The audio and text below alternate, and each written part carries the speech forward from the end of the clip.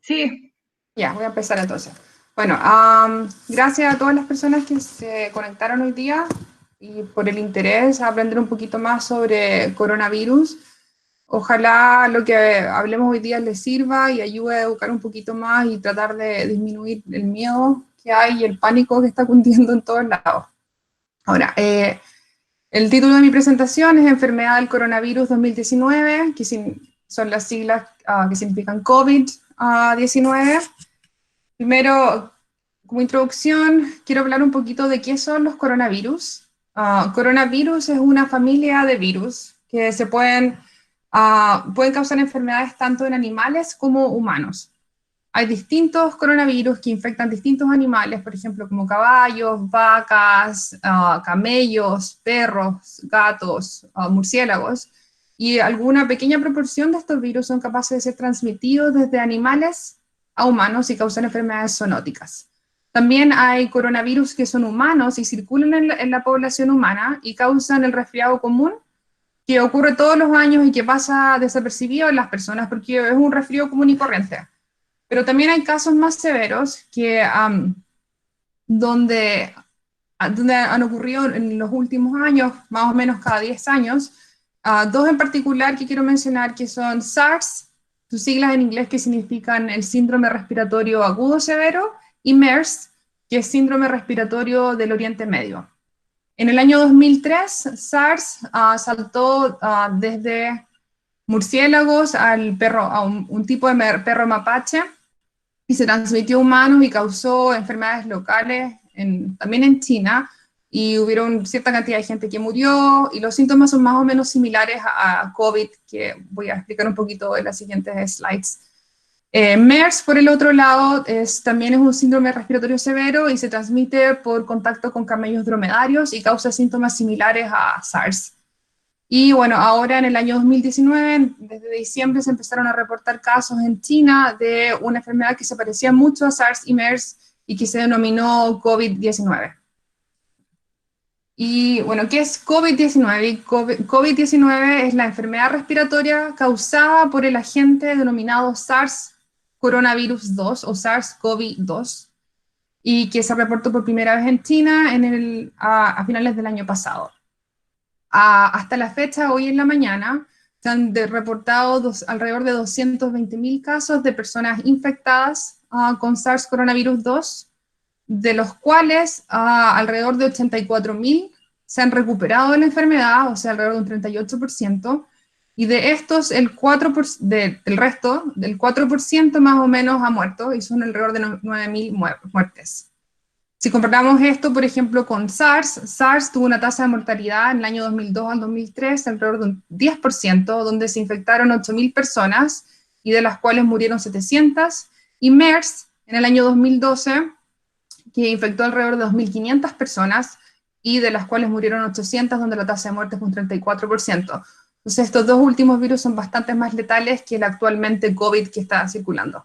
Ahora, si nos fijamos en lo que se ha reportado en Chile, de las personas testeadas hasta ahora se han reportado 342 casos en Chile, principalmente ubicados en la región metropolitana, 247 casos en Santiago, y 28 en la región del Maule y 16 en la región de los lagos, y así, hacia abajo. Se espera que este número de casos va a seguir incrementando, probablemente entre un 20 o un 30% diario hasta que las cosas se estabilicen, no porque la enfermedad esté fuera de control, sino porque a diario se están testeando más personas y obviamente mientras más personas sean testeadas, más personas van a ser detectadas como positivas y el número de casos va a seguir aumentando. Ahora, ¿cuáles son las características de este agente etiológico denominado SARS coronavirus 2?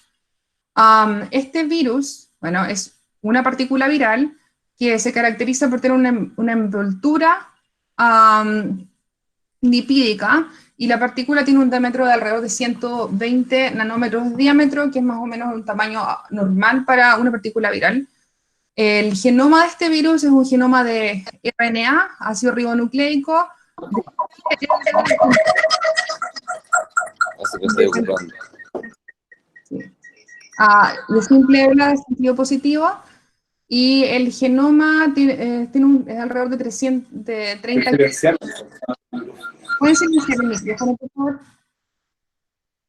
Este virus infecta células epiteliales del tracto respiratorio, y si ven el dibujo o el esquema de la parte inferior de este slide, la forma en que el virus infecta la proteína de superficie de SARS reconoce un receptor celular que se llama AC2, y junto con una proteína que se llama TMPRSS2, que activan a la proteína viral, la espícula viral, y permiten que el virus sea internalizado. Una vez dentro de la célula, este virus libera su contenido de genoma de RNA, el cual, usando maquinaria celular, es traducido en proteínas virales, y además estas proteínas virales se ensamblan y replican el genoma, generando muchas más copias de genoma viral, que luego se ensamblan en conjunto con las proteínas virales para generar una nueva partícula que es liberada desde la célula. Y así, a partir de una partícula viral, se pueden generar cientos y miles de partículas virales en una célula, y estas se transmiten y infectan nuevas células y también infectan a otras personas.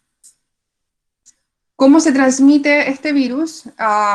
La forma más obvia de transmisión es tener contacto con una persona que está infectada, pero se transmite principalmente a través de gotas que se producen al toser o al estornudar.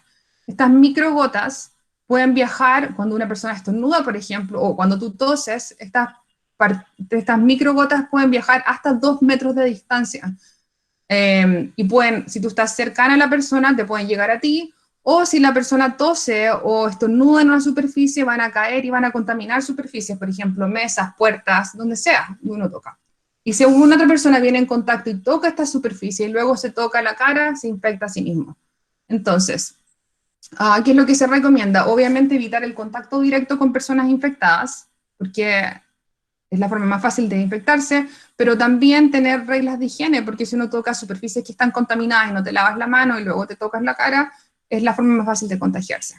Ahora, algo importante es que este virus, de nuevo, como repito, es un virus respiratorio, pero también se ha demostrado que puede ser detectado en heces fecales de algunos pacientes. Por lo tanto, se cree que no se sabe muy bien si se puede replicar en el sistema gastrointestinal, pero sí puede ser eliminado en las heces fecales.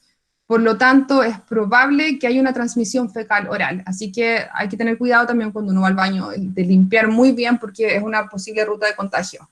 La transmisión transplacentaria de madre a feto no ha sido descrita hasta el momento, no porque no ocurra, sino porque no ha habido un número significativo de mujeres embarazadas que han contraído SARS, coronavirus 2, para saber cuáles son los efectos de esta transmisión y cuántas de ellas pueden infectar a los fetos. Por lo tanto, se recomienda tener precaución, y si las mujeres están embarazadas, tratar de aislarse de personas que están posiblemente infectadas para reducir las probabilidades de contagio. En cuanto a transmisión a animales, se han hecho estudios en mascotas y no ha sido posible detectar el virus en gatos o en perros, así que es probable que animales de mascotas de casa no se infecten, pero también se recomienda, si uno está enfermo, no tratar de aislarse un poco de las mascotas, porque como mencioné en la primera diapositiva, coronavirus son virus animales y se han reportado casos de coronavirus que infectan perros u otros animales, así que hay una posibilidad de que todavía se puedan infectar. Ahora, ¿quiénes son los más susceptibles? En cuanto a quiénes se pueden infectar, la respuesta es todos se pueden infectar. No hay un grupo etario que se infecte más que el otro. La diferencia está en quienes desarrollan síntomas más severos. Las personas más susceptibles a desarrollar síntomas severos y potencialmente morir son los adultos mayores de 60 años. Si ustedes miran el gráfico en la derecha, mientras más aumentan los años, por ejemplo, personas de 80 años han Pati, mostrado... ¿Sí, perdón? disculpa, utiliza tu mouse quizás para como para... Bueno, ok. Sí, entonces si vemos, por ejemplo, el grupo de 80 años, personas mayores de 80 años muestran una tasa de muerte alrededor de un 15%, mientras que el grupo de 70 a 79 es menos de un 10%, y el grupo de 60 a 69 es alrededor de menos de un 5%. El otro grupo susceptible a desarrollar enfermedades severas son personas con condiciones de salud subyacentes, como por ejemplo hipertensión, enfermedades respiratorias, diabetes o personas con problemas cardiovasculares. En cuanto a quiénes se infectan más, hombres o mujeres, las estadísticas muestran que se infectan de la misma forma, pero de este grupo de personas que desarrollan síntomas severos, al parecer hombres desarrollan más síntomas severos que las mujeres, pero se infectan de igual manera. En cuanto a lo que mencioné antes de las mujeres embarazadas, se cree que hay mayor probabilidad de tener complicaciones o progresar a una enfermedad severa. Sin embargo, no se ha podido demostrar transmisión vertical desde la madre al feto, pero todavía se recomienda tener resguardo. Los niños son susceptibles a infectarse, pero se ha visto que no generan síntomas severos, principalmente síntomas súper leves o mínimos o incluso no síntomas de estar infectados. En algunos casos en China se mostró que niños desarrollaron síntomas completamente distintos a síntomas respiratorios, principalmente vómitos y diarrea, lo cual puede indicar tal vez replicación en el sistema gastrointestinal, pero no está claro porque no han habido muchos casos. Ahora, ¿cuáles son los síntomas más comunes si nos infectamos y desarrollamos la enfermedad? Como el 80% de la gente que se infecta con este virus va a desarrollar síntomas leves, y los más comunes son fiebre y tos seca. Ahora, no hay síntomas específicos. Hay personas que desarrollan un síntoma, 2, 3, 4, incluso todos los de esta lista, y hay personas que no desarrollan ningún síntoma, o sea, son asintomáticos. Pero en cuanto a los síntomas más comunes son fiebre y tos seca, tos sin flema. Gente experimenta fatiga, similar a lo que uno siente cuando se infecta con influenza. El 33% de las personas desarrollan flemas, algunas menos del 15%, dolor de garganta, dolor de cabeza, dolor de articulación, dolor muscular, escalofríos, menos del 10%, entre el 5% presenta vómitos o náuseas y congestión nasal, diarrea en algunos casos, y menos del 1% desarrolla tos con sangre o conjuntivitis. Desde el día que uno se expone a una persona infectada y te infectas, el promedio de incubación para desarrollar síntomas son 5 días, pero hay personas que desarrollan síntomas al día 2 hasta el día 14. Entonces, si tú has estado expuesto a una persona y han pasado más de 7 días y no tienes síntomas, no quiere decir que no estés infectado, puede que tus síntomas aparezcan el día 14. Por eso se recomienda tener 2 semanas al menos de cuarentena desde que uno se expone a potencialmente a alguien que está infectado. Ahora, han habido casos de personas que han sido testeadas y son positivas y no tienen ningún síntoma. No fiebre, no tos, nada. Y estas personas que son positivas y sin síntomas pueden contaminar a otras personas y infectar a personas sanas. Ahora, de nuevo, repito, estos síntomas son los más comunes y son los síntomas que van a experienciar el 80% de las personas, que son un síntoma como de un resfrío muy parecido a influenza. Ahora, el otro 20% de las personas pueden desarrollar síntomas severos o críticos. Y por síntomas severos me refiero, pueden desarrollar los síntomas anteriormente mencionados como leves, y además pueden tener falta de aliento, dificultad para respirar, dolor de pecho, presión en el pecho, o pueden ser cianóticos, y esto se ve cuando las personas tienen los labios morados o la piel morada. En una mucho menor proporción, en menos de un 6%, personas desarrollan un shock séptico. Y esto se caracteriza por baja de presión arterial, los brazos y piernas fríos y pálidos, la temperatura puede ser muy alta y muy baja con escalofríos, palpitaciones, disminución del estado mental, y que finalmente se desencadena en un fallo generalizado de órganos. Si ustedes presentan cualquiera de estos síntomas, o sea, cualquiera de los síntomas leves, más alguno de los síntomas severos, se requiere atención médica inmediata porque estas personas probablemente necesitan oxígeno y tratamiento urgente. Ahora, estos síntomas severos y críticos se desarrollan, como dije anteriormente, en menos del 20% de la población, y principalmente las personas que lo desarrollan son abuelitos mayores de 70 años. Lo que no dice que otras personas no puedan desarrollarlo, por ejemplo, personas con diabetes, con enfermedades cardiovasculares o respiratorias, pero es principalmente abuelitos. Ahora, ¿cómo se diagnostican a las personas para saber si son positivas? Hay solamente hasta ahora un test específico que se llama Real-Time PCR. Este test lo que hace es detectar la presencia del material genético viral, o sea, el RNA viral, en muestras de pacientes. Las muestras que se ocupan son exudados de garganta, exudados nasofaringeo, esputo, que es flema. Puede ser aspirado endotraqueal o puede ser un lavado bronquialveolar. Estas muestras se toman, se analizan en el laboratorio, se aísla el genoma viral y luego se amplifica utilizando este test de PCR. Se ha demostrado que personas que están infectadas, el RNA viral puede ser detectada hasta 20 días luego de la infección, incluso cuando las personas ya no tienen síntomas de enfermedad, lo que indica y sugiere que podemos transmitir el virus hasta potencialmente 20 días después de estar enfermos, incluso cuando pensamos que estamos sanos y nos recuperamos. Ahora, hay otros indicadores que pueden usar personal de salud, obviamente esto no es para todo el mundo. Por ejemplo, se ha visto que en personas en casos severos desarrollan un bajo conteo de linfocitos. El conteo de las plaquetas puede ser normal o medianamente bajo. Hay incremento de proteína C reactiva, de la tasa de sedimentación eritrocítica, pero con niveles normales de procalcitonina. Cuando los niveles de procalcitonina son elevados, esto puede indicar infección por corona y además una coinfección bacteriana. Se ha encontrado también elevación de transaminasas hepáticas, tiempo de protrombina, creatinina, dímero D, CPK, LDH, en personas con enfermedad severa. Y radiografía de tórax puede mostrar infiltrados laterales en personas enfermas, pero en el inicio de la enfermedad puede mostrarse completamente normal. Ahora, ¿cómo podemos desinfectar la casa, el auto, las cosas que uno toca? Se hizo un estudio viendo qué tan estable es el virus a temperatura ambiente en distintas superficies y se demostró que cuando una persona estornuda o tose, el virus se aerosoliza en estas partículas de saliva y puede mantenerse en suspensión y ser activo hasta 3 horas. Probablemente por mucho más, porque en este ensayo en particular se midió hasta 3 horas, que fue el último tiempo que se tomó muestra y todavía se encontró que el virus era completamente infectivo.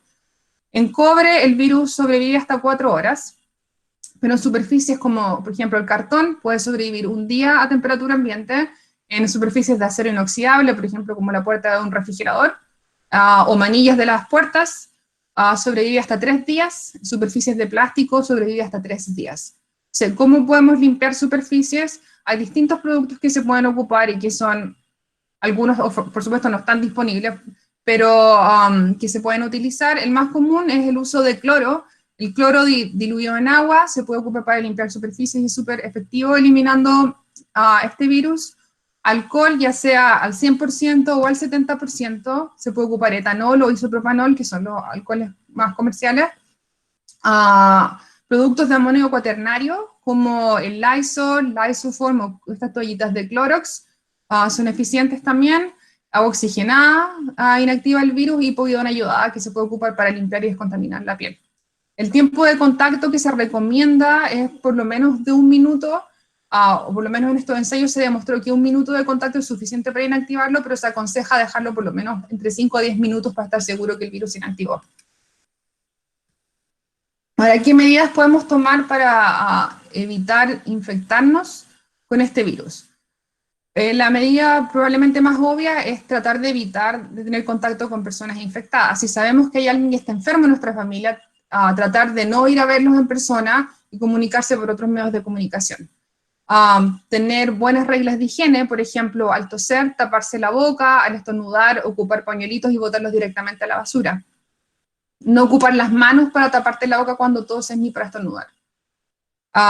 Otra buena regla es lavarse las manos frecuentemente o desinfectarse las manos en caso que no tenemos acceso a jabón y agua, ocupando estos alcohol gel o ocupando los desinfectantes que mencioné en la diapositiva anterior, por ejemplo, alcohol líquido, agua oxigenada, todo eso sirve.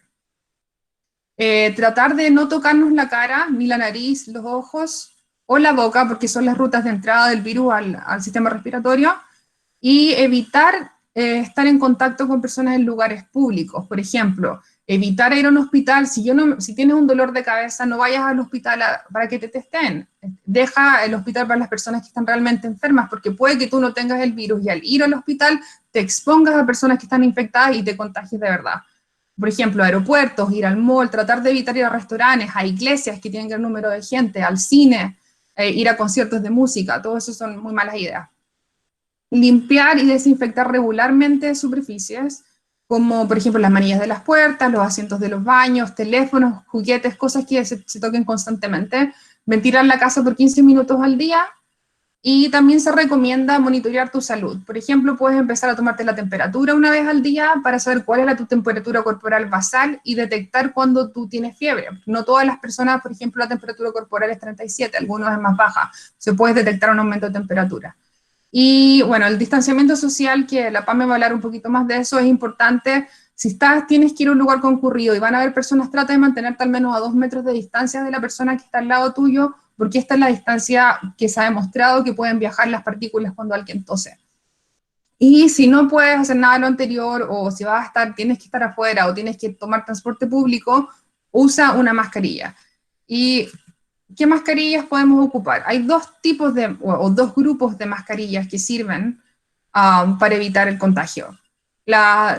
Las que están acá en la parte superior son las que en azul son las mascarillas denominadas respiradores N95, que son un grupo de mascarillas que se ocupan para filtrar partículas. Estas mascarillas tienen un filtro de microfibra que está cargado electrostáticamente y puede repeler o filtrar al menos un 95% de partículas de polvo o partículas virales. Estas partículas no pasan a través del filtro y quedan atrapadas, por lo tanto te previenen de infectarte y además previenen que tú transmitas el virus a otra persona.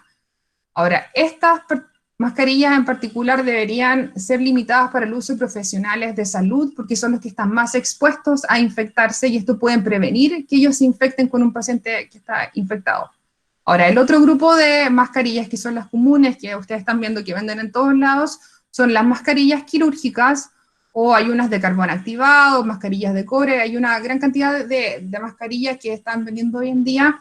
Ninguna de estas mascarillas previene la infección. Si tú estás usando esto para prevenir infectarte, esto no sirve porque no filtran partículas virales. Para lo que sí sirven es para que tú, si estás enfermo, no infectes a otra persona, porque el poro puede prevenir el paso de partículas de saliva cuando uno tose, entonces el virus puede quedar atrapado ahí y tú no vas a toser y esparcir estas partículas por 2 metros de distancia. Puede disminuir la distancia de estas micropartículas, pero no previenen que uno se infecte. Así que se recomienda, igual cuando uno use estas mascarillas, tener cuidado y no ir, por ejemplo, a lugares concurridos, porque no te van a proteger de infectarte, van a proteger que tú, o disminuir el hecho de que tú puedas infectar a otra persona. Una pregunta bien común que hemos recibido es, por ejemplo, ¿qué medicamentos o terapias podemos ocupar para prevenir o para combatir la enfermedad, este virus, si ya nos infectamos? Lamentablemente no hay vacunas disponibles y probablemente no van a haber vacunas disponibles, comercialmente disponibles, por los siguientes 2 años, porque es el tiempo que se demora en hacer los estudios clínicos y poder tener una vacuna aprobada. Tampoco hay antivirales comercialmente disponibles. Sin embargo, hay al menos 4 fármacos que están siendo testeados y que han mostrado tener cierta capacidad de inhibir la replicación viral. Entre ellos, uno, Avigan, por ejemplo, es un antiviral que fue desarrollado para influenza, es un antiviral de amplio espectro, que además puede inhibir, al parecer, coronavirus. Remdesivir es un antiviral que fue diseñado para ébola, pero también inhibe a este virus, y la cloroquina, que es un fármaco que se usa para tratar la malaria o el paludismo, también parece que funciona contra el virus, ha mostrado reducción y por lo menos buenos resultados en pacientes, y también hay 2 drogas que se ocupan para tratar VIH que parecen funcionar. De todo esto, lo más probable que se vuelva disponible en el próximo tiempo es la cloroquina, porque es un fármaco que ha sido probado y está siendo, en teoría, es disponible en farmacias, pero está siendo ocupado en estudios. Así que yo creo que dentro de las próximas semanas se va a saber bien si es eficaz o no. Ahora, ¿qué es lo que se recomienda tomar?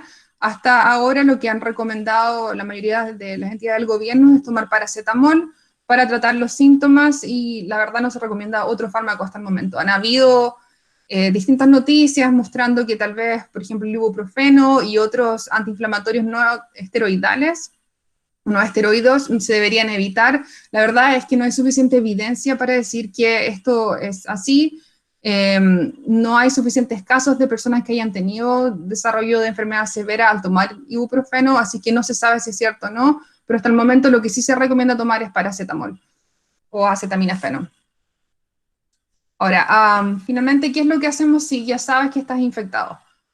Si estuviste en contacto con alguien enfermo o si desarrollaste síntomas leves. Si tus síntomas son leves, lo que se recomienda es quedarte en la casa y hacer reposo como con cualquier otro resfrío, limitar tu contacto con otras personas de tu familia, con tus mascotas, desinfectar las superficies que tú tocas regularmente y evitar compartir tus artículos personales, por ejemplo, tazas, vasos, cubiertos, platos, lo que uno ocupe.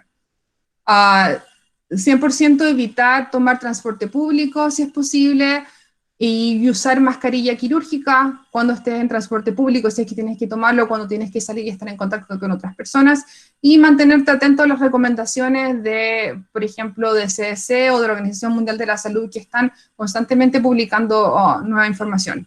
Ahora, si tus síntomas son severos, por ejemplo, te cuesta respirar o hay cualquiera de los otros síntomas que mencioné anteriormente, es necesario que te acerques a un hospital o si no estás seguro, puedes llamar a este número de teléfono que está en el slide, a 600-360-7777.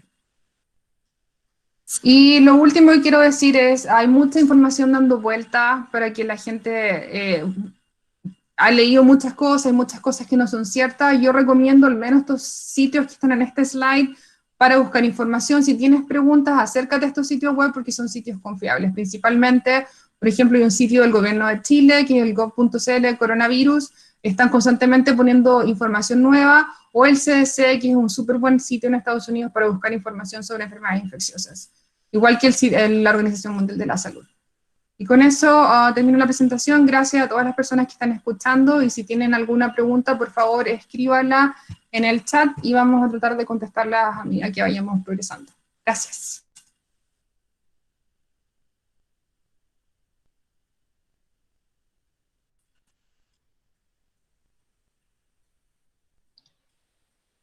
Gracias, Pati.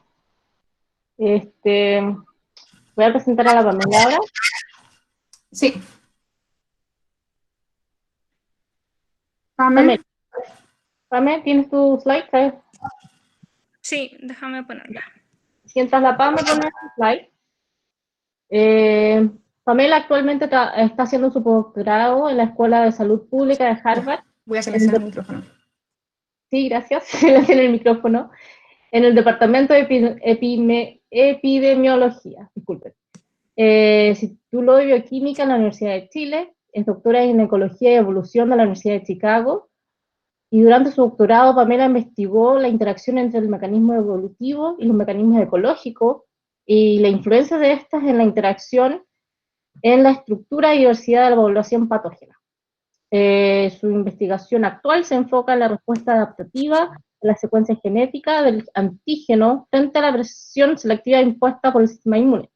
Este trabajo tiene el potencial de mejorar nuestra comprensión de la diversidad de los serotipos y la dinámica poblacional del Streptococcus pneumoniae y el control de esta enfermedad producida por esta enfermedad.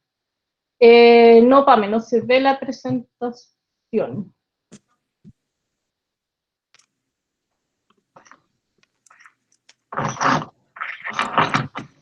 Ok, un segundo.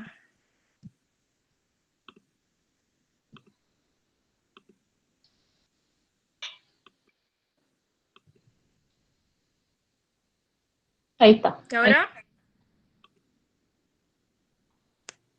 Sí. ¿Ahora se ve?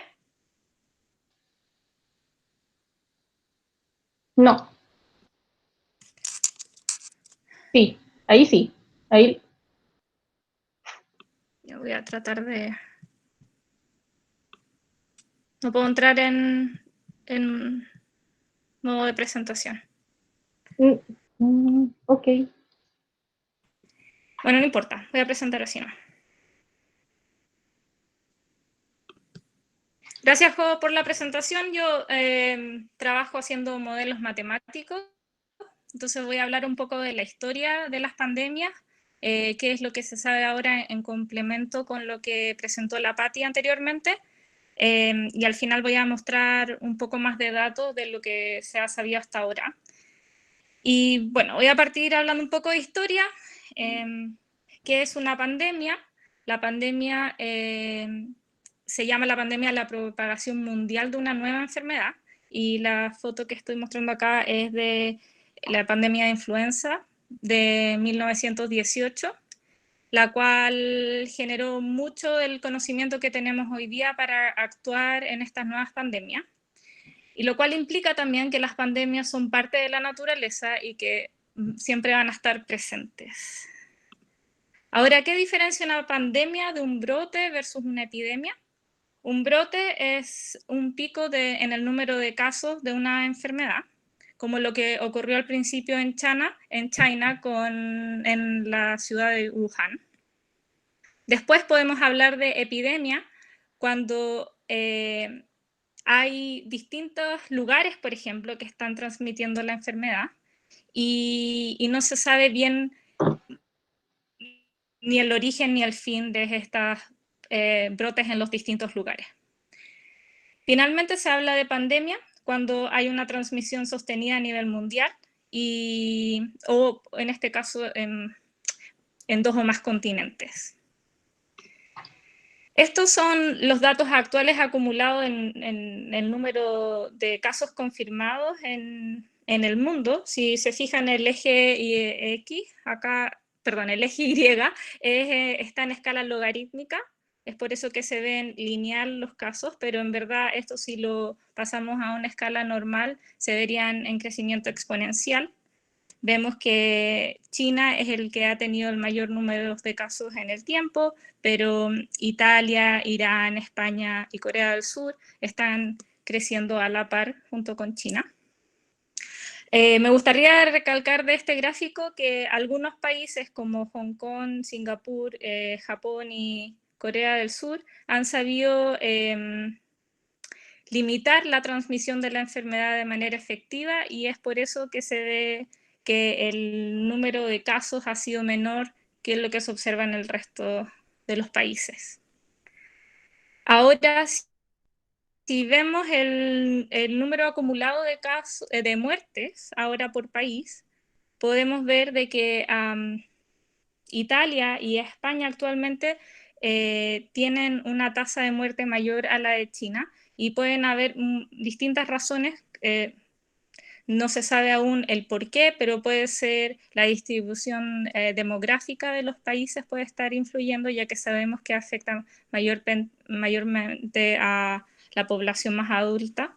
Pero también hay teorías, hay hipótesis de que el tipo de control que se está implementando en estos lugares también puede ser una de las razones de por qué se ha visto tanta diferencia en la tasa de muerte. Como les explicaba anteriormente, la pandemia de 1918 ha sido muy útil en la comunidad científica para entender cómo se transmiten estas enfermedades y cuáles son las medidas que han servido en el pasado. Aquí estoy presentando un gráfico de la transmisión de influenza en 2 ciudades distintas de Estados Unidos. En el eje de la Y se ve la tasa de muerte por cada 1.000.000 de habitantes, y en el eje X está la fecha. Y podemos ver de que Filadelfia tuvo un pico mucho antes que San Luis, y además la tasa de muerte fue mucho más alta. Ahora, si estudiamos cuáles fueron las diferencias entre estas 2 ciudades, podemos ver que la implementación temprana de intervenciones no farmacéuticas, que incluyen, por ejemplo, el cierre de los colegios, de las iglesias, de los teatros, fue asociada con un pico menor en la tasa de muerte. Sin embargo, estas intervenciones de manera individual no mostraron una mejora en la pandemia. Por lo tanto, podemos concluir que una rápida implementación de múltiples intervenciones no farmacéuticas a la vez pueden reducir de manera significativa la transmisión de la enfermedad. Y esto ha sido lo que la gente hoy en día ha traducido a lo que le llaman aplanar la curva. Y aquí es algo... ¿Sí? Disculpa, antes que continúes con aplanar la curva, ¿puedes tratar de nuevo poner el modo de presentación? A ver si ahora funciona. ¿Ahora? Perfecto, ahora sí funciona. Entonces, estaba hablando de que estos estudios conducieron a hablar entonces de aplanar la curva. Básicamente, ahora estamos hablando en el número de casos y podemos ver que la curva azul es una transmisión fuera de control y la curva roja es una transmisión controlada que ha podido disminuir el número de casos en el tiempo. Y esto es súper importante porque tenemos una capacidad en el sistema de salud que no es infinita y que por lo tanto en muchos lugares, como lo que hemos visto en Italia, se han visto sobrepasados porque no hemos sabido controlar el número de casos a tiempo. Ahora, ¿qué países han aplanado la curva? Hasta el día de hoy hay datos que han mostrado que Singapur, Taiwán y Hong Kong han sido efectivos en reducir el número de infectados en el tiempo y han tomado distintas medidas. Por lo tanto, no hay una solución única en cómo hay que lidiar con este problema. Otros países, por ejemplo, como Italia, España e Irán, han visto, aún están viendo un número exponencial en el número de casos, y lo cual puede generar problemas con el sistema de salud pública. Ahora, ¿qué está pasando en Chile? En Chile todavía estamos creciendo de manera exponencial, pero está en una fase temprana. El número 31 acá muestra el número promedio de nuevos casos por día, y lo cual indica que aún estamos a tiempo de poder intervenir de manera más efectiva y evitar que el sistema de salud colapse. Ahora, muchas de estas enfermedades que se transmiten, que son infecciosas, tienden a ser caracterizadas con un R0, que es básicamente el número de infectados secundarios que fue producido por un primer infectado en la población. Se habla de que COVID-19 tiene aproximadamente un R0 entre 1 y 3. Entonces aquí estoy mostrando un ejemplo de un R0 de 2. Entonces si pensamos que por cada infectado se generan 2 nuevos infectados, este ejemplo muestra de que el número de infectados en el tiempo crece de manera exponencial. Ahora, ¿qué pasa si yo trato de tomar ciertas medidas no farmacéuticas para evitar mi contagio? Esto puede generar una respuesta significativa en la reducción del número de casos secundarios. Como por ejemplo acá, si es que en vez de infectar a 2 personas, yo infecto solo a una persona, estoy generando una cascada de infecciones que es la mitad de la que podría generar. Voy a hablar ahora un poco de la cuarentena y de los mitos y verdades. Creo que es bien importante, sobre todo en Chile, que se tome conciencia del aislamiento social, que se tome en serio, que estar aislado por 3 días y después ir a una fiesta no es estar aislado. Y por lo mismo quiero ir y mirar algunos de los mitos, pero podemos también discutir un poco más cuando se abra el foro de discusión. Y estos están disponibles, estos los saqué de la página, está todo con referencia.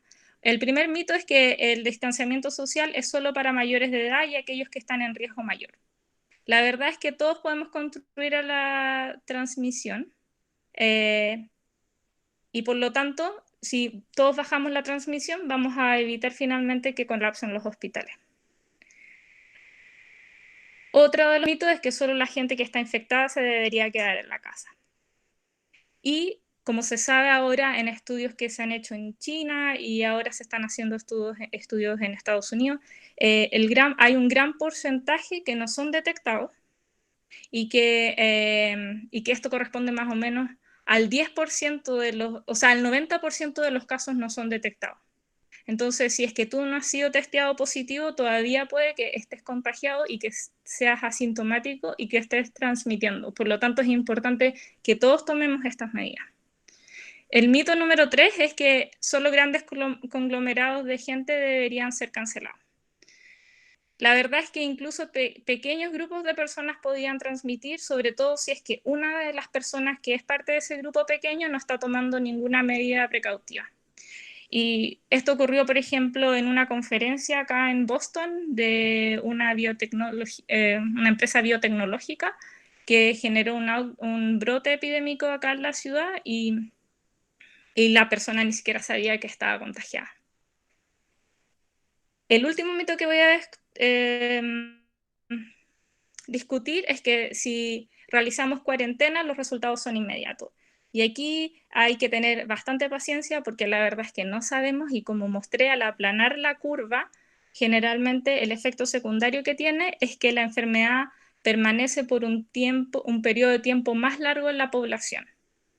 Además, tenemos que considerar de que hay una ventana de tiempo desde que uno está, como habló bien la Patti, que uno está en contacto con una persona infectada hasta que tú empiezas a infectar a otras personas. Y además, desde que empiezas a desarrollar síntomas, tienes hasta 3 semanas para desarrollar síntomas severos que te van a llevar, por ejemplo, a ocupar un ventilador en el hospital.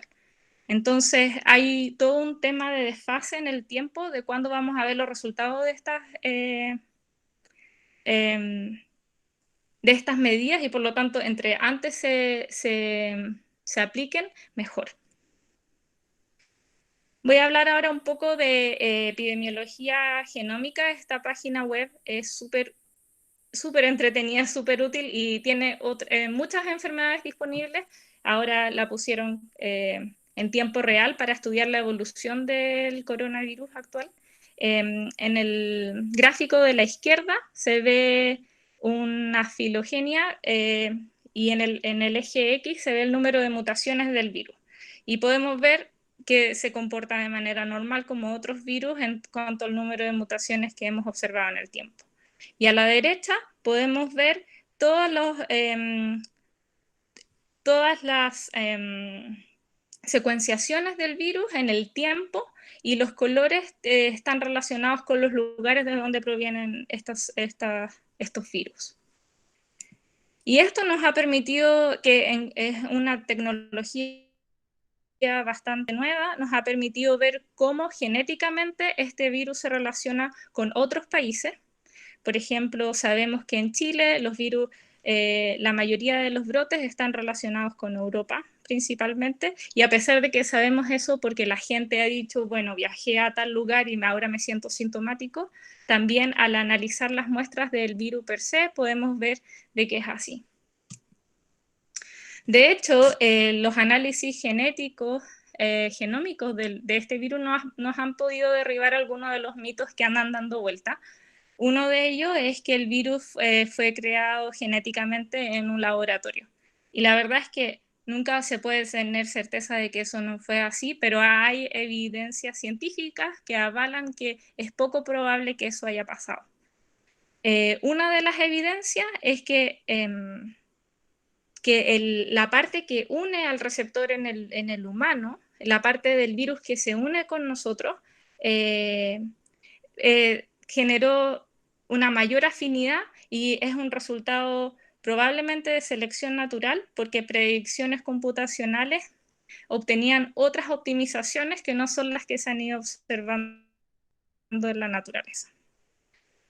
Segundo punto de evidencia es que los primeros casos fueron observados en este mercado en Wuhan, en China, y queda como que permite hipotetizar de que fue una introducción zoonótica, ya que sabemos que los murciélagos son reservorios de los coronavirus, y al parecer el pangolín podría haber sido un intermediario que luego se adaptó en el humano. Ahora, estos estudios no son conclusivos y que por lo tanto tenemos que seguir investigando, pero hay algunas hipótesis que necesitan ser testeadas. Y finalmente, se cree de que todas las variantes que se han observado en este virus provienen de la selección impuesta por el sistema inmune y no por sobre una selección de los cultivos de laboratorio que son característicos, por ejemplo, cuando se tratan de generar nuevas bacterias en un laboratorio científico. Ahora voy a hablar un poco de información adicional que son complementarias a lo que habló la Patti. En China lo que sabemos es que la edad media son de 47 años, que 16% desarrolló síntomas severos, que 5% de estos hospitalizados fueron admitidos en la unidad de cuidados intensivos y 3% desarrolló síndrome de dificultad respiratoria aguda. Se sabe que el 81% de la generan síntomas suaves de la enfermedad y esto es importante, que alrededor del 25% de los casos secundarios son causados durante la fase presintomática. Y esto ocurre 2 o 3 días antes de presentar síntomas. Entonces, por eso es bien importante que seamos conscientes y que nos quedemos en la casa lo que más podamos y tratemos de evitar la transmisión, porque hay mucha transmisión asintomática o presintomática. Estos son datos que fueron reportados el 16, hace un par de días atrás en el CDC, y muestra un patrón distinto a lo que se ha observado en China. Por ejemplo, en el cuadro de la izquierda es el número dentro de cada rango de edad. Entonces podemos ver que, por ejemplo, entre 0 y 19 años hay solo 123 de un total de 2.400 casos reportados. Esto no son hospitalizaciones, son casos reportados que informaron la edad y que son equivalentes al número de casos reportados de mayores de 85 años. Ahora podemos ver que entre 20 y 44 son los mayores casos reportados y así sucesivamente. Esto es importante porque mucha gente, sobre todo los millennials, creen que ellos no han sido afectados y que por lo tanto están libres de salir y hacer lo que quieran, lo cual estos datos indican de que quizás no es una enfermedad que solo afecta a los adultos mayores como al principio se creía, pero lo que sí, que es el cuadro de la derecha, es que una vez que son hospitalizados, los que tienden a generar cuadros más severos son la gente más adulta. Sin embargo, si nos fijamos ahora solo las barras como celeste, podemos ver de que el número de hospitalizaciones en Estados Unidos entre los 20 y los 74 años es más o menos pareja. Sin embargo, una vez que han sido hospitalizados, el número de pacientes que requieren de cuidados intensivos o que fallecen incrementa en los grupos de edades mayores. Con eso voy a finalizar. Hay 2 links del Washington Post que son súper útiles para entender cómo se transmiten las enfermedades. Uno es un simulador que no está en español, pero que es bien interactivo y es fácil de entender, y otro que ha estado circulando, que es un simulador para ver cómo actúa, que es el primer link, cómo actúa el efecto del aislamiento y la cuarentena en la transmisión de la enfermedad. Y acá están los links de algunas personas en el ámbito científico que han estado tuiteando información sobre las evidencias científicas que han ido apareciendo en las últimas semanas. Ok, gracias.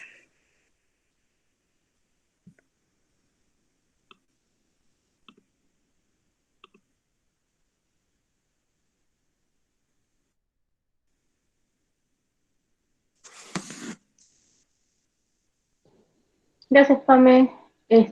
Vamos a pasar a la sección de preguntas. Y voy a leer las preguntas. Creo que esta era más bien una pregunta para la Patti. Dice, Karen M, consulta. ¿Aló? ¿Alguien más tiene? Ok. Consulta, ¿qué ocurre si uno trabaja en el aeropuerto, pero la empresa no implementó ningún elemento de protección?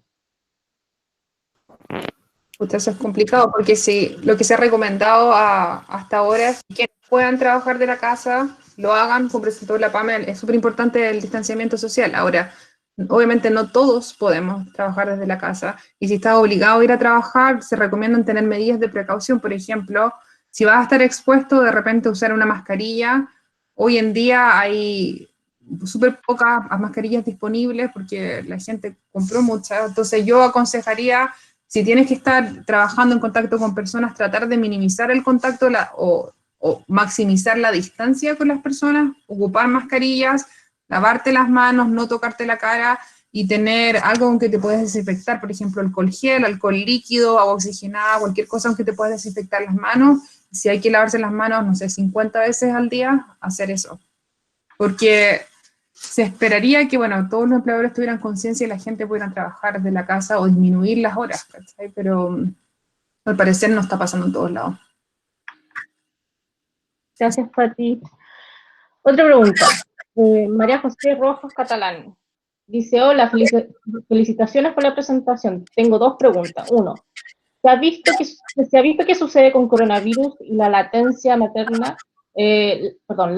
Lactancia materna. ¿Se recomienda suspender lactancia si una madre está infectada? Dos, los niños con daño neurológico, parálisis cerebral y con síndrome hipotónico responden de manera distinta a los diferentes o distinta a los niños sanos. A ver, la primera pregunta, si tú sabes y estás 100% segura y testeaste positiva, a ver, no hay, lo que estoy diciendo es mi opinión como virólogo, no hay ninguna evidencia, no ha habido ningún estudio publicado en lactancia, o que yo por lo menos haya leído en los últimos días. Pero si tú estás confirmada como positiva, yo suspendería la lactancia y trataría de amamantar de otra forma. Pero, no sé, leche, relleno, lo que sea posible. Ahora, si tú no estás infectada y no sabes si a lo mejor te puedes resfriar, se recomienda 100% amamantar a los niños, porque niños pequeños, la mejor forma de estar protegidos es a través de los anticuerpos maternos que pasan a través de la leche materna.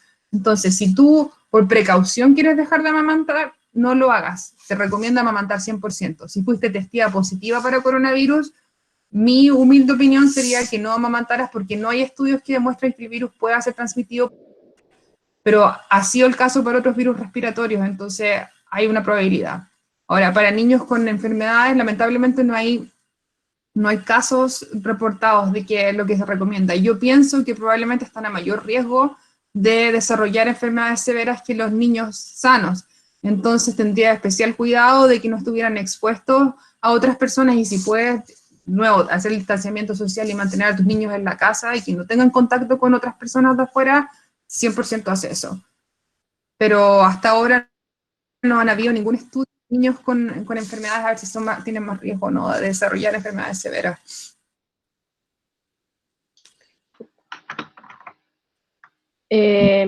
Siguiente pregunta. Andrea Garnica pregunta. Hola, de Chile me han consultado respecto al medicamento Plaquenil hidroxicloroquina sulfato para antiviral de COVID.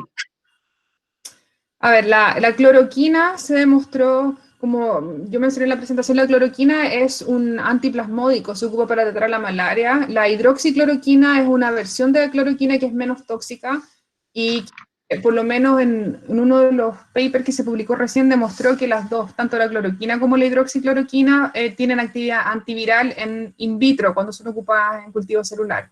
Ahora, en pacientes, yo sé que están tratando pacientes con cloroquina y han mostrado que la gente se recupera más rápido. Es probable que la hidroxicloroquina tenga los mismos efectos, porque por lo menos las dos en cultivos celulares, en ensayos in vitro, se comportan de la misma forma. Así que yo creo que yo asumo que las dos debieran actuar de la misma forma en pacientes. Siguiente pregunta creo que es para la PAME. Dice Dariel Vilches, son estadísticas de la WHO, pero no sé de qué slide está hablando. La verdad, bueno, en mi presentación yo dejé todas las referencias puestas. La verdad, yo por lo menos en mi parte no tomé ninguna de la Organización Mundial de la Salud. Son todas de papers o de lo que presenté al final de Estados Unidos del CDC. Super. Otra pregunta para la PAME. María José y Juan Pablo preguntan, ¿qué significa intervención en forma individual? Bueno, eso tenía que ver con, por ejemplo, solamente cerrar el colegio o solamente dejar de ir a la iglesia o solamente no tomar una locomoción colectiva. Al final, lo que trataba de explicar ese paper es que todas las intervenciones en conjunto generan una respuesta. Pero lo más importante es que se tienen que quedar en la casa. O sea, hay que ser radical y es difícil y va a ser por un largo tiempo, pero es necesario. La José y Juan Pablo dice, claro, gracias. Siguiente pregunta. Alejandra Jorquera pregunta, ¿los enjuagues bucales bacteriales o agua oxigenada sirve para eliminar de alguna manera el virus de la garganta?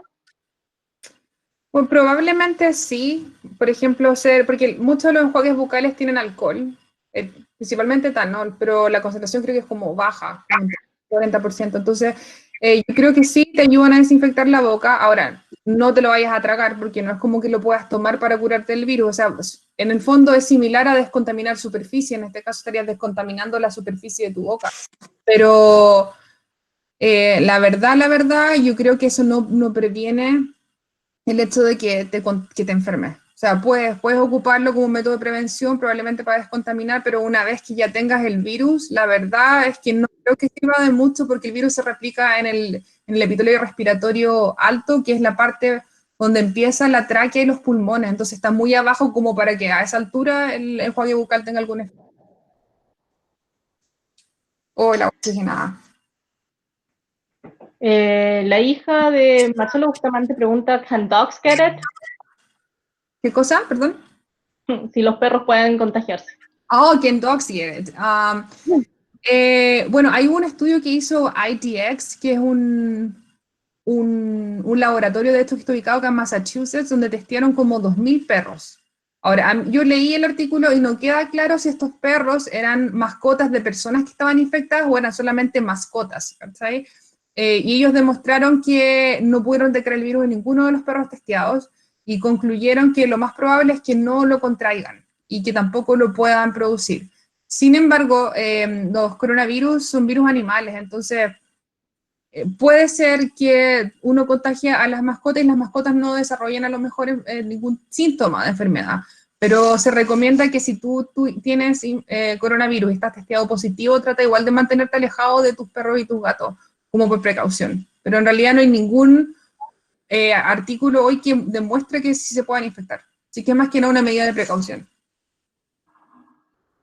José Arancillo pregunta, ¿es verdad que luego de haberse contagiado con COVID-19 el paciente cuando ya se recupera queda con menos capacidad pulmonar? La verdad, bueno, Eso es una posibilidad. Sí, pero como con cualquier virus respiratorio, en verdad, porque también pasa en influenza, Sí. por ejemplo. Sí. Entonces, yo creo que inmediatamente sí.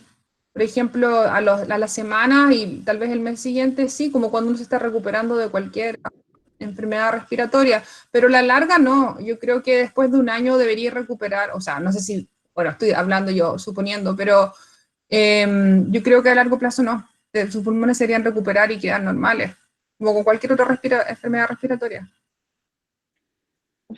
Caroline Catherine Mayer Santos pregunta, ¿por qué las personas más adultas son los más vulnerables? Esa es la pregunta del millón. Claro. La verdad no se sabe todavía. De hecho, la pregunta inversa, que es ¿por qué los niños no son tan vulnerables? Porque muchas veces en otras enfermedades como influenza, que probablemente la Pati sabe más que yo, pero en otras enfermedades respiratorias los niños y los recién nacidos están en alto riesgo y se ha visto que no es el caso. Entonces, todavía no se sabe bien de por qué. Hay muchas teorías, pero la verdad es que sin estudio no vale la pena ni siquiera discutirla. Sí, Vale. en cuanto a lo de los niños, se cree, y esto también fue una teoría que una persona que trabaja con SARS estaba diciendo que se ha encontrado que al parecer, pero se tienen que de todas formas hacer más estudios, los niños parece que expresan menores cantidades del receptor, el ACE2, que es el receptor de corona, aparecer en epitelio respiratorio. Entonces, esto podría tal vez, no sé, de alguna forma explicar por qué no se infectan menos o desarrollan menos enfermedad, en verdad, se infectan igual. Y lo otro es, yo creo que va más ligado también a la respuesta inmune en niños y en ancianos. Lo que se ha visto, por lo menos en los ancianos que han desarrollado neumonía y que han muerto por neumonía viral, es que tienen una reacción exacerbada a la infección viral, donde tienen gran incremento, por ejemplo, de células inmunes que se migran a los pulmones y terminan destruyendo los alvéolos, y la gente en el fondo termina ahogándose en sus propios fluidos. Con los niños no es tan así, puede ser porque el sistema inmune de los niños no es tan maduro como el de los adultos, por ende no reaccionan tan bien, o en este caso tan mal, a la infección viral, entonces tienen menos daño. Al final no es el daño como producido por el virus per se, es como el daño producido por tu sistema inmune peleando la infección. Pero todo esto, claro, como decía la Pamela, son teorías. Yo creo que se va a saber acá en un par de meses cuando se tengan más resultados de la gente que está enferma. Súper. María José y Juan Pablo dicen, hoy en un comunicado en la radio, el encargado para Latinoamérica de la OMS dijo que para limitar el libre tránsito debía considerarse el número de muertos, no solo el número de contagiados. ¿Qué opinan de esto? ¿Amén? Yo. O sea, la verdad, no sé bien lo que dijo el encargado y no entiendo bien por qué dijo eso. O sea, la verdad es que yo creo que todas estas medidas son preventivas y por lo tanto no hay que esperar a que hayan muertos para tomar medidas de precaución.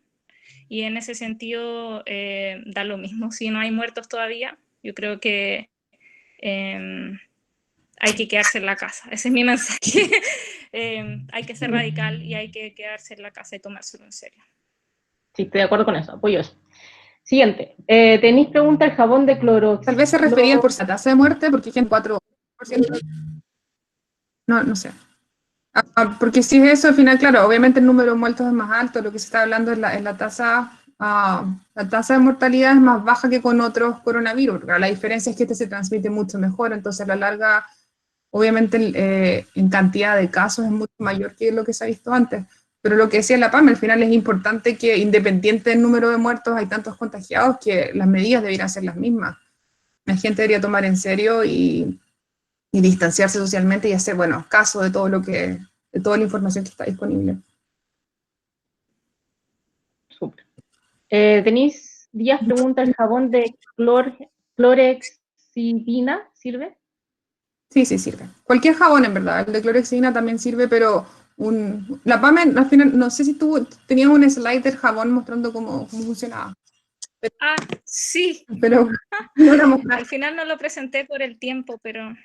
Bueno, pero sí, cualquier jabón funciona. No sé si PAME tú querías agregar algo más. Ok.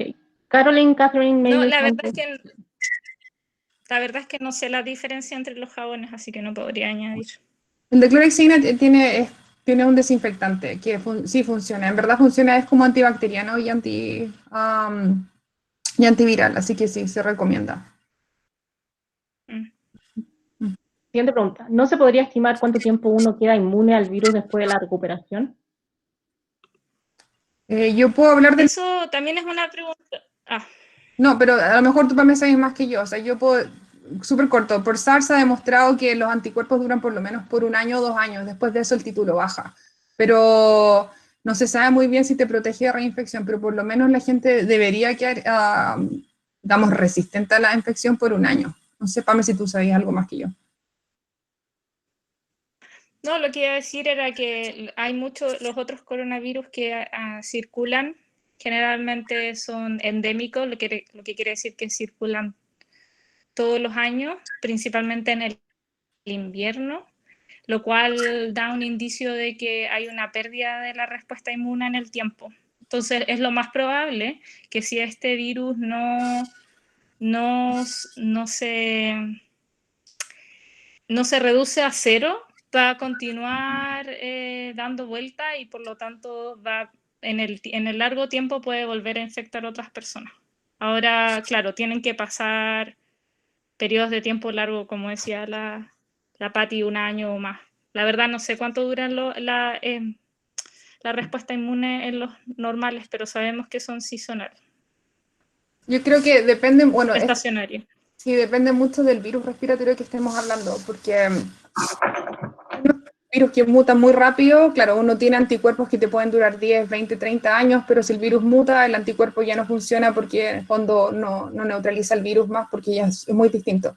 SARS y MERS, que son, bueno, digamos, anteriores se ha demostrado que el virus, a pesar de que es un virus de RNA, no muta tan rápido como otros virus de RNA, por ejemplo, como influenza, que muta súper rápido por otras características. Entonces, por lo menos de lo que es súper difícil saber cuánto tiempo va a estar protegido con el COVID-19, porque no ha pasado suficiente tiempo, obviamente, pero lo que se sabe de SARS es que por lo menos un año. Se ha visto que los anticuerpos, el título baja mucho, pero si está expuesto, digamos, a cierto tiempo, si el virus se transforma en un virus humano y todos tenemos anticuerpos, puede ser que tengamos anticuerpos de por vida y que en verdad no te vuelvas a reinfectar en toda la vida, pero es súper difícil de saberlo ahora, en verdad, porque hace muy poco tiempo. Súper. Andrea Garnica, en la segunda región hay muchas faenas mineras con casino y campamento. Sabemos que son la fuente de economía del país, por lo que no van a cerrar las faenas. ¿Qué medidas deberían tomar los asesores en prevención de riesgo y departamento de salud, ya que es una zona complicada de hacer distanciamiento social? ¿Pame o yo? La verdad es que este virus y esta pandemia está afectando todas las fuentes económicas. Lo hemos visto con la detención de los viajes por avión, con los cierres de restaurantes. O sea, que las mineras no quieran cerrar, ya eso es otro problema, pero creo que aquí es o mantener las mineras abiertas y tener una economía estable, o sigamos todo como si nada y tengamos más muertos en el país. Es así de radical, yo creo, la respuesta. Marcelo Díaz Bustamante pregunta, si te contagias generas inmunidad. Creo que ya abarcamos esto, ¿no? Sí, pues la respuesta es sí. Generas anticuerpos y genera inmunidad humoral y celular. La pregunta es por cuánto tiempo. Tal vez un año. Claro. Ineva Smith pregunta, ¿te puedes enfermar 2 veces? Bueno, depende del tiempo. Volvemos a la inmunidad por el tiempo. Yo creo que en un periodo, por ejemplo, no, y por lo que se ha visto de la variedad, digamos, los distintos tipos que están circulando de este mismo SARS coronavirus 2, tienen mutaciones, pero no son genéticamente tan distintos para que se asuma que antigénicamente sean muy distintos para reinfectarte. Así que yo creo que la respuesta corta es no dentro de este año. No sabemos qué va a pasar en el futuro. Si el virus sigue circulando durante el tiempo, puede que a lo mejor tengamos distintas cepas y en el futuro uno sí se pueda reinfectar, pero yo creo que si te infectas una vez ahora, estás protegido para infectarte dentro del mismo ciclo. Así que yo creo que por este año no. Daniel Padilla, con respecto a las secuelas respiratorias, ¿se asocian a la totalidad de los casos diagnosticados o solo en aquellos pacientes que presentaron como sintomatología de insuficiencia respiratoria aguda? La pregunta es si tienen secuelas los que tienen casos o los casos, o sea, yo creo que si esa es la pregunta, no sé, o entendí mal. Si todos tienen secuela respiratoria o solamente los que tuvieron insuficiencia respiratoria como síntoma aguda. Yo creo que las secuelas son más probables las personas que desarrollaron síntomas severos, por ejemplo, neumonía, porque obviamente el daño pulmonar es mucho más grande. Y uno se recupera de eso con el tiempo, entonces mientras mayor o más severos sean tus síntomas o mayor el daño, más tiempo va a demorar a curarte de la secuela. Una persona que tiene el resfrío con síntomas normales, o digamos síntomas leves, es como las secuelas que te quedan luego del resfrío simple. Entonces, en verdad, uno está enfermo por cuánto, un mes de repente, o sea, desde que está con romadizo, todo, y acá un mes te recupera y vuelve a tener capacidad pulmonar normal. Pero por eso es principalmente las personas con enfermedades severas. Yo no sé, Pame, ¿tú tenías algo que agregar? ¿Sabes algo más?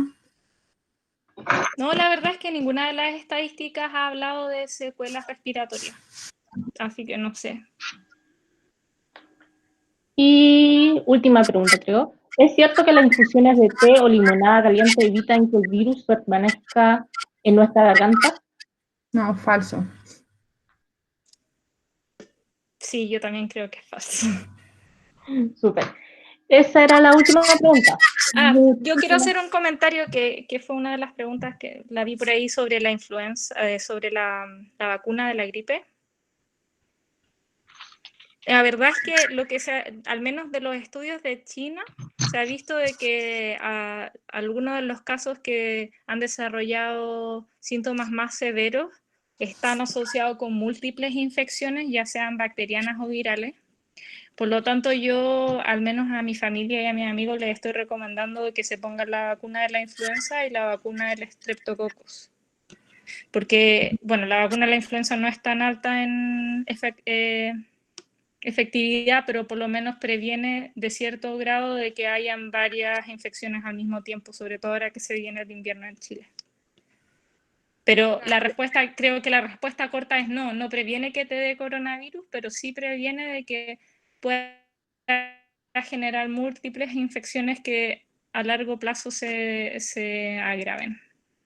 Un comentario sobre la vacuna de influenza. Es verdad, la efectividad, no sé, bueno, de esta vacuna, de este ciclo, no se sabe cuál es la efectividad. Normalmente es más del 30% eficaz, dependiendo del año y dependiendo de las cepas que están circulando. Pero, por ejemplo, la población de alto riesgo para coronavirus, que son los mayores de 60 años, son también la población de alto riesgo para influenza. Entonces, sin duda, vacunarse contra la influenza este año es particularmente importante porque va a proteger a la gente de los adultos mayores. Entonces, de hecho, hubieron unos casos de personas en China que 2 o 3 pacientes que fallecieron porque tuvieron coinfección de influenza con coronavirus, o sea, tuvieron la mala suerte de infectarse con 2 virus y no hubo forma, incluso cuando los trataron con antivirales en contra de influenza. Así que, sumándome a eso, aunque no se sepa cuál es la tasa o la efectividad de la vacuna para este ciclo, normalmente es superior al 30%. Entonces, sin duda hay un beneficio al ponerse la vacuna, sobre todo si son población de riesgo.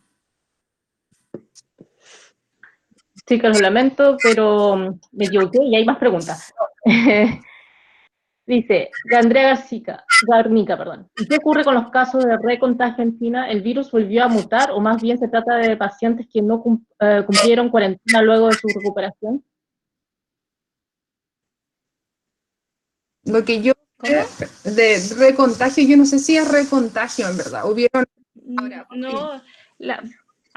no, lo que yo leí es que, por ejemplo, los síntomas son, puedes tener un rebound del virus, por ejemplo, que tengas síntomas, luego te sientas mejor y luego estés enfermo de nuevo. Eso no significa que haya un recontagio.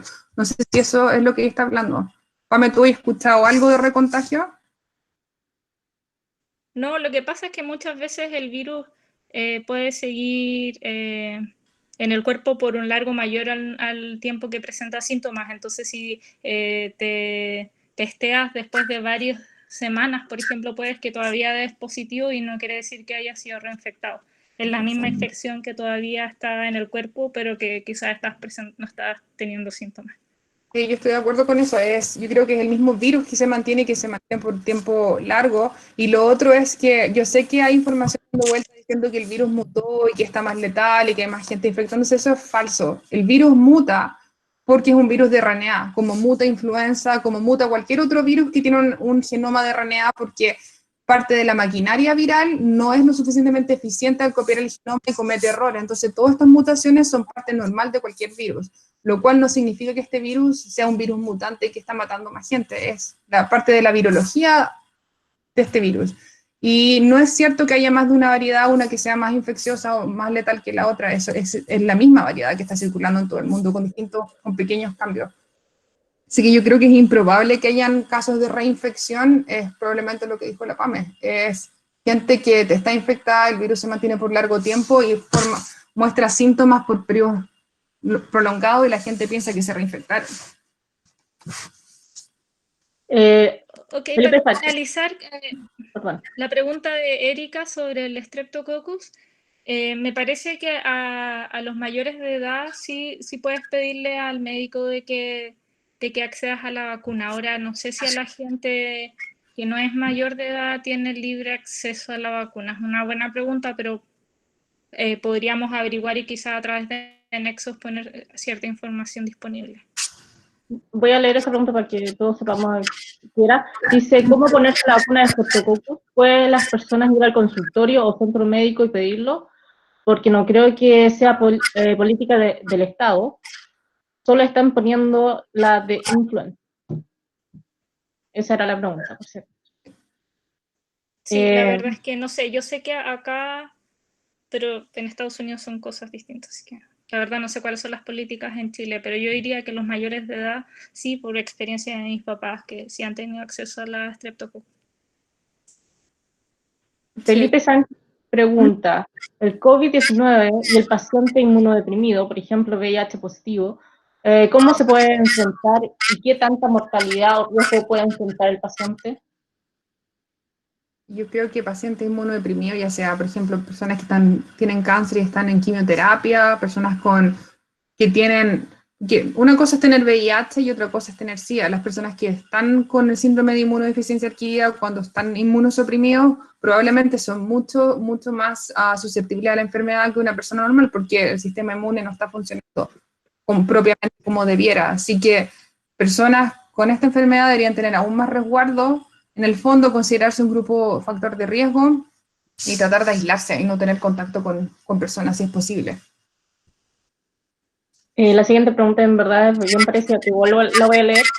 ¿Qué sucede con las personas que están con la defensa baja, con su sistema inmune bajo?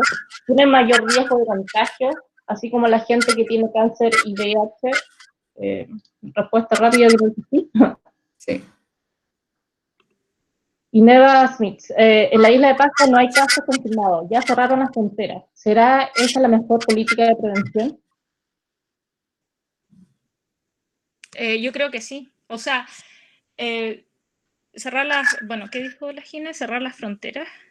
Que ya cerraron las fronteras en la isla de Pascua. O sea, yo creo que igual debieran tener acceso la gente de salud pública y del gobierno para entregar los recursos que sean necesarios, porque yo sé que la isla depende mucho de la parte continental en cuanto a la comida, los medicamentos, a abastecerse.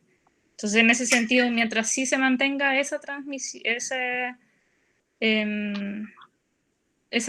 por decirlo así, está todo bien, pero para el turista sí, de todas formas debería cerrarse. Siguiente pregunta. Any thoughts en el fondo? ¿Cuáles son las consecuencias del aislamiento social a largo plazo? ¿Sabrán algo al respecto? Es una pregunta compleja, yo creo que no lo sabemos, pero lo que sí, o sea, yo creo que van a ser varias semanas que van a ser, o sea, se requieren varias semanas, esto no es un tema de 5 o 10 días y después volver toda la normalidad.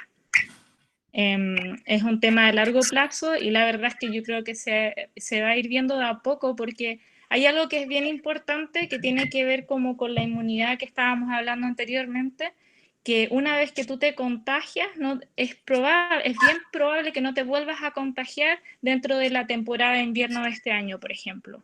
Lo cual quiere decir que una persona que ya se contagió puede desarrollar una vida común y corriente porque no corre un riesgo de volver a contagiarse o de contagiar a otras personas. Entonces, a medida que la población empiece a generar individuos que ya estén contagiados, entonces va a ser más fácil tener un control. El problema está ahora en donde la mayoría de la gente de la población son susceptibles. Pero a medida que eso vaya bajando en el tiempo, se van a ir adaptando nuevas medidas. Ahora sí, última pregunta. Carolina Twin dice, Pame, ¿recomiendas que todos se vacunen contra la influenza y además streptococcus o solo los adultos mayores? Yo recomendaría que todos tuvieran ambas, pero no sé si es posible porque no sé cuáles son las recomendaciones en Chile. Y no sé si hay abasto en el país para vacunar a toda la población con la vacuna streptococcus. Así que no sé cómo responder esa pregunta. Yo diría que sí en un mundo ideal, pero en la realidad puede que eso no sea probable. Súper. Ahora sí. Muchísimas gracias, niñas, que pasaron excelente presentación y gracias por responder todas las preguntas. Vamos a tratar de subir las presentaciones en la página de Next